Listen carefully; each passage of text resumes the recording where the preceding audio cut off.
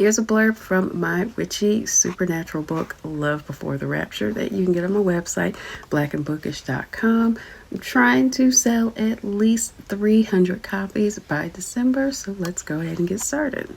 Emerald, my whole town, is full of families born to witchcraft.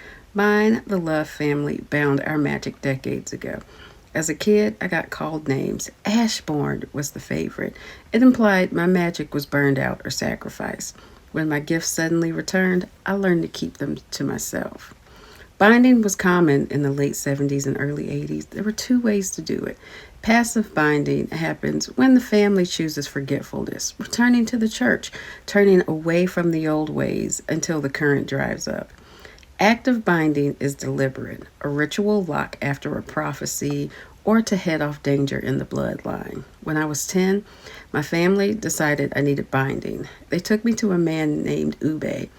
No one will say why, but I believe it was because of a prophecy to cut off impending danger in our bloodline. But don't they know that you can't stop destiny? Ube stood 6'5", onyx skin like midnight polished.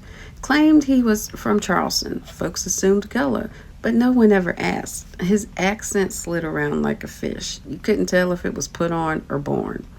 Place the child here, he said. I didn't trust him then, and time proved me right.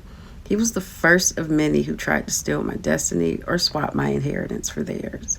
After the ritual, my life turned arthritic. 15 years of bad luck.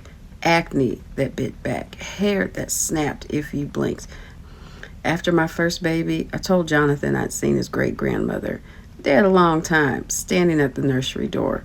He said it was hormones, hallucinations. Your powers are permanently bound, he insisted. There's no way they're back. Jonathan didn't believe in magic. Both of us grew up in Emerald, but his people were logic and ledger types.